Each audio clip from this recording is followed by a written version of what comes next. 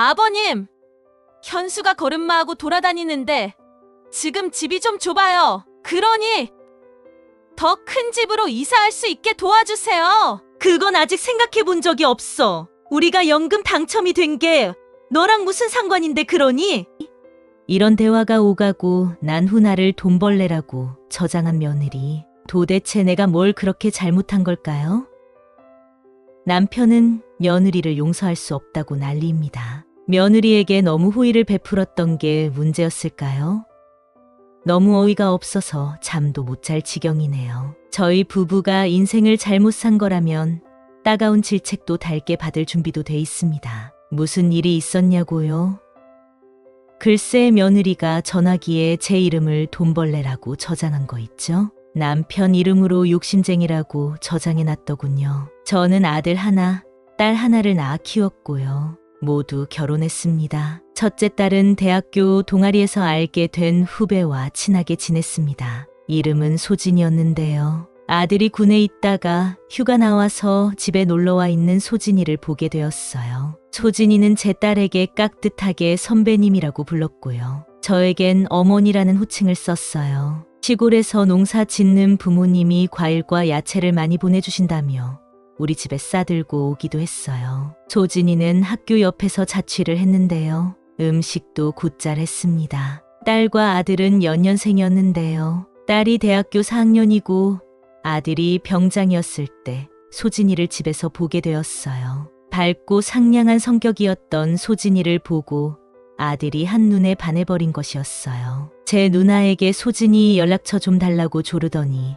어느새 둘이 연락하고 지내더군요. 그렇게 소진이는 동갑인 제 아들과 연애를 했고 아들과 소진이가 취업하고 나서 정식으로 결혼 승낙을 받았어요. 소진이는 하우스 농가를 하는 집의 막내딸이었는데요. 할머니도 모시고 산다고 들었어요. 언니 오빠들은 모두 결혼했고 자기만 남았다고 하는데 상견례 때 소진이 언니 1명, 오빠 2명을 모두 보게 되었어요. 막내 동생이 어떤 집안 사람과 결혼하는지 궁금하다며 모두 나온 것이었어요. 마침 소진이 친할머니도 같이 오셨는데요. 시골에서 수십 년간 농사를 지은 분인데도 불구하고 허리가 꼿꼿하고 걸음도 빨랐어요. 그렇게 건강한 80대 어르신은 보기 드물잖아요. 일도 많이 하셨는데 건강관리 잘하신 것 같다고 좋게 말씀드렸죠.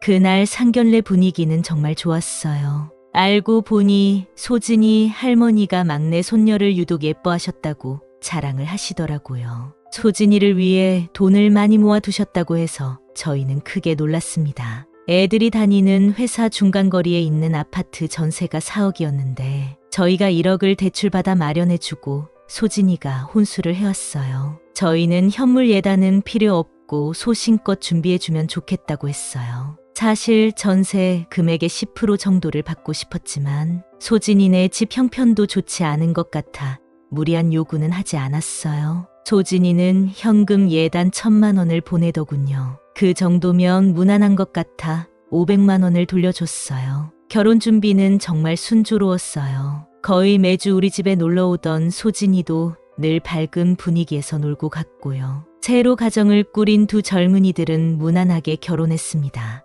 남편도 퇴직을 2년 앞두고 있어서 많은 동료들, 친인척들을 모셨고요. 식대비도 꽤 비쌌어요. 결혼식 날 패백대 큰아주버님이 애들에게 절값도 많이 주셨어요. 아들에게 들어보니 패백대 500만 원 이상 받았다고 하더군요. 신부 측에서는 패백을 받지 않고 저희 쪽 친척들이 그렇게 잘 챙겨준 것이었어요. 그런데 신혼여행에서 돌아온 아들, 며느리는 지나치게 인색했어요. 나름대로 큰 돈을 들여 결혼을 시켰는데 선물은 남자 여자 향수 1병씩이었어요. 놀랍게도 며느리 할머니께는 명품 지갑을 사왔다고 하는데 아들도 한숨을 쉬더라고요. 저희가 특별히 욕심이 많은 스타일도 아니거든요. 그런데 아들이 꽉 잡혀 사는 것 같아 패백비는 어떻게 했냐고 물었더니 그건 생활비 통장에 입금했고 집들이 때 쓸 거라고 하더군요. 다 큰 아이들이니 생활비에 대해 터치하고 싶지 않아 물어보고 싶지 않았지만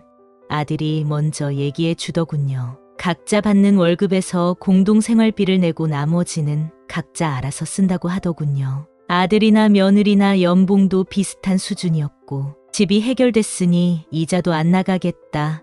둘이 알아서 잘 살 거라 생각했어요. 며느리 입장에서 혼수를 해준 할머니 챙겨주고 싶은 마음도 일정 부분 이해했고요. 며느리는 결혼한 지 1년도 되지 않아 임신을 했고 예쁜 손자를 낳았어요. 가장 기뻐한 건 우리 남편이었어요. 며느리는 고맙게도 매일 손주 얼굴을 영상통화하면서 보여줬고 우리는 하루하루 커가는 손주가 예뻐서 몸이 근질근질할 정도였어요. 며느리에게 어디 가고 싶으면 좀 다녀오라고 우리가 애기 봐줄 테니 마음껏 놀고 오라고 할 정도였죠. 그런데 아이를 낳고 난 뒤 며느리가 좀 달라진 느낌이었어요. 왜 그런지 몰라도 뒤통수가 따가운 느낌이랄까요?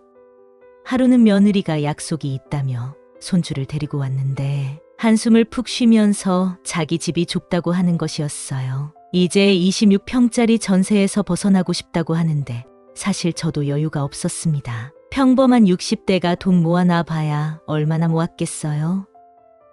퇴직하면 받을 연금이 있어도 건강보험료, 세금 생각하면 인생 이막에 마냥 놀 수만은 없는 입장이었거든요. 여차하면 저도 아는 언니 식당에서 일할 생각이었고요. 그런 불안한 마음에서 시작된 것인지 몰라도 남편은 언젠가부터 복권방에 출입하더군요. 1등에 당첨되면 뭘 하겠다.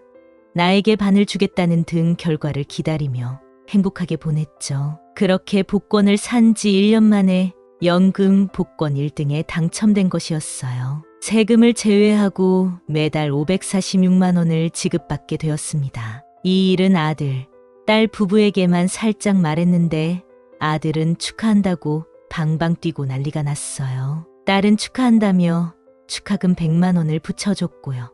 그런데 며느리 머릿속에는 다른 계산이 있었나 봅니다. 돈을 수령하게 된 날 저녁에 아이를 안고 따로 찾아왔어요. 아버님, 현수가 걸음마하고 돌아다니는데 지금 집이 좀 좁아요. 그러니 더 큰 집으로 이사할 수 있게 도와주세요. 하는 거예요. 무슨 돈으로 집을 옮기냐고 물어봤더니 대답을 못하고 우물쭈물거리는 겁니다. 혹시 우리가 연금 복권에 당첨돼서 그 돈을 바라고 찾아온 거야?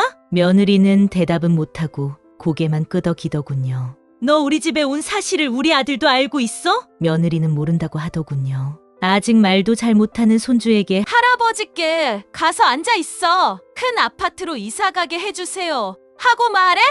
하며 시키는 것이었어요. 남편은 단단히 화가 났어요. 너는 뭐가 그렇게 당당해서 우리 노후 자금을 탐내고 찾아온 거야? 당장 나가. 얘가 4억이나 하는 전세금을 대줬는데 그게 모자라서 그래? 큰 집으로 이사 가려면 너희가 대출을 받던지 해서 집을 늘릴 생각을 해야지. 내가 연금 수령하자마자 이사 이야기를 꺼내면 어떻게 해? 며느리는 제 친구 중에 경옥이라는 애가 있는데요. 아이 낳고 나니 전원주택으로 이사시켜 주셨어요. 라는 겁니다. 남편은 그 말이 사실이냐며 그 집은 그럴 만한 여유가 있어서 그런 거겠지 했더니 며느리는 자기도 큰 집에서 살고 싶다고 어떻게 좀 도와줄 수 없냐고 하는 거예요. 화가 난 남편은 이 자리에서 경욱이라는 친구에게 전화를 걸어 달라고 했어요. 설령 그 말이 사실이라 해도 절대 돈을 대줄 수 없다고 했고요. 며느리는 급하게 가방에 휴대폰을 집어넣더니 집에 가보겠다고 하더군요. 우리는 그날 화가 나서 한숨도 잠을 못 잤어요. 다음 날 아들에게 전화해 퇴근길에 집에 좀 오라고 했습니다. 아들은 아무것도 모르는 표정이었어요. 너 우리가 해준 집이 좁아? 거기 안방도 잘 나왔고 화장실도 2개잖아. 우리가 너희 전세 해주느라고 통장에서 돈 다 꺼내서 마련해 준 거 알아? 몰라? 아들은 왜 그런 말씀을 하냐고 되묻더군요. 너 와이프 간수 잘해. 어제 찾아와서 큰 집으로 이사 가고 싶다고 하더라. 우리가 4억이나 마련해 줬는데 뭘 또 해달라고 하냐? 초진이는 결혼할 때 혼수해온 거 말고 집값에 보탠 것도 없잖아?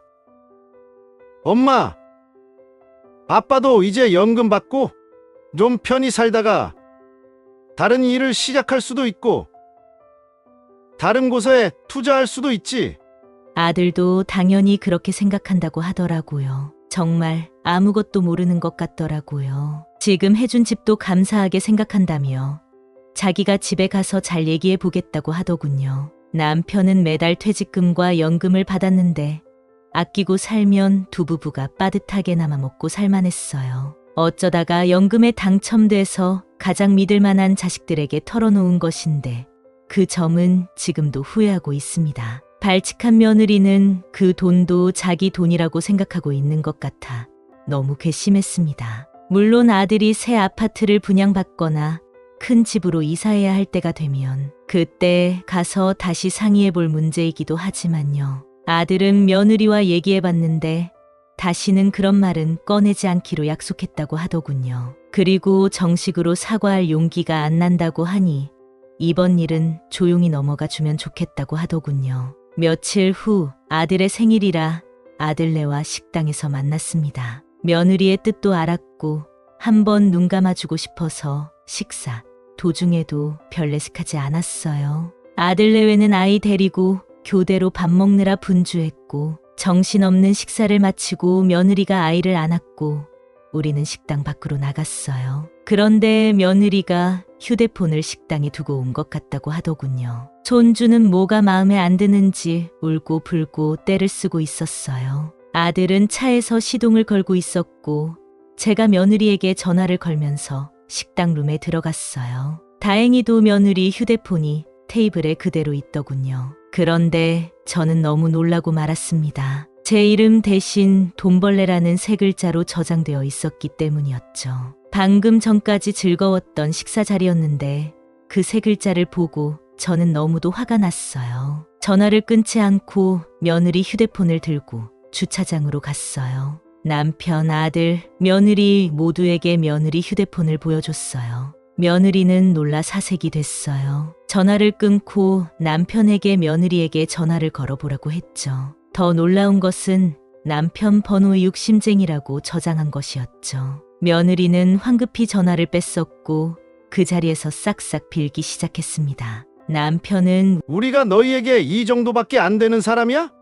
하고 버럭 화를 냈고 아들은 일단 집에 가서 얘기하자며 출발했고요. 손주가 울고불고 하는 통에 더 이상 화를 낼 수도 없었어요. 아들 집에 도착하니 손주는 어느새 잠이 들었고 며느리는 무릎을 꿇고 사죄했어요. 어머님, 아버님 정말 잘못했습니다. 바로 이름 바꿀게요. 라고 하는데 남편은 돈벌레.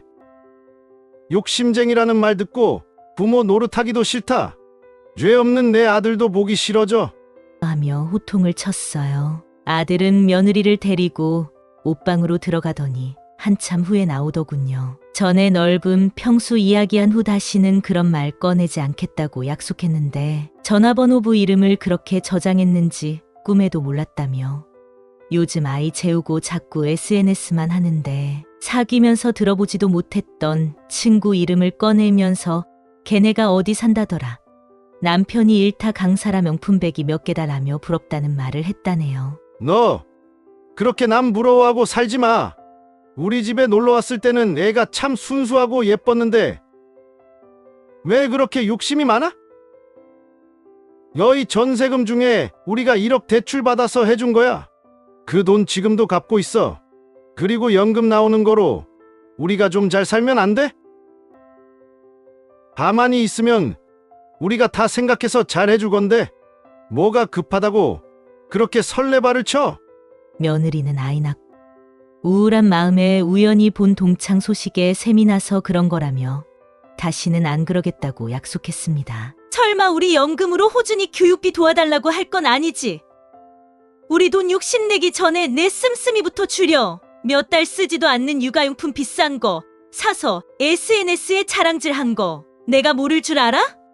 너희 신우가 다 보여줬어. 그리고 우리 연금이 너희 것만은 아니야. 우리가 다 쓰건 말건 우리 마음이야. 그리고 너희만 자식이야? 우리 딸도 가만히 있는데 왜 내가 설치냐고. 아들은 충분히 어머니, 아버지 마음 알겠다며 죄송하다고 사과했어요. 그 일이 있은 후로 며느리에게 마음이 떠나니 손주 얼굴도 보고 싶지 않네요. 그런데 며느리는 정말 인간 되긴 글렀나 봅니다. 카카오톡에 벌레들의 합창이라는 메시지를 써놨네요. 아들은 아이가 어려 이혼하기도 어렵다고 한 발 물러나 있는데 마음만 복잡한 요즘입니다.